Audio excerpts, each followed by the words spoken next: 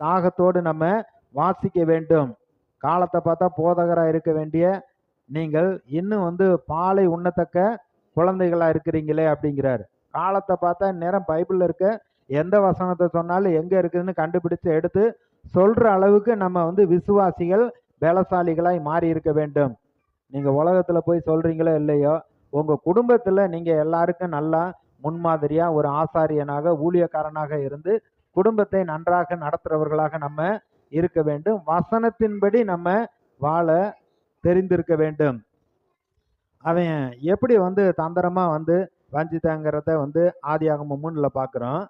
புதிய ஏற்பாட்டில் அப்போஸ்தலனாகிய பவுல் 2 கொரிந்தியர் 11:3ல சர்ப்பமானது தன்னுடைய தந்திரத்தினாலே ஏவாளை வஞ்சித்தது போல உங்களுடைய மனம் கிறிஸ்துவை பற்றிய உண்மையினின்று கெடுக்கப்படுமோ என்று நான் பயந்திருக்கிறேன். அதாவது கொரிந்து சபை மக்கள் பவுலுடைய பிரசங்கத்தை கேட்டு ரட்சிக்கப்பட்டவங்க புறஜாதிகள்.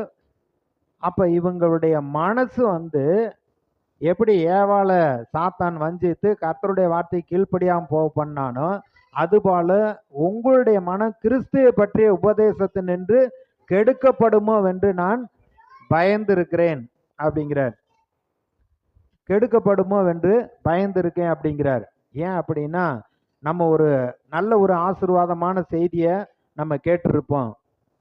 ஆனா உலகத்துல அதெல்லாம் செழிப்புங்கிறதெல்லாம் பிசாசோடைய உபதேசம்னு சொல்லுவோம். இந்த மாதிரி சொல்லுகிற ஆட்களுக்கு நம்ம இடம் கொடுக்க கூடாது. இயேசுவை பற்றிய அவருடைய உபதேசத்துல அவருடைய வார்த்தையில என்ன நமக்கு ஆசீர்வாதமா சொல்லி இருக்காரோ அதை பெற்றுக்கொள்ளாதபடிக்கு கெடுக்கக்கூடிய தவறான உபதேசமா இருக்கும்.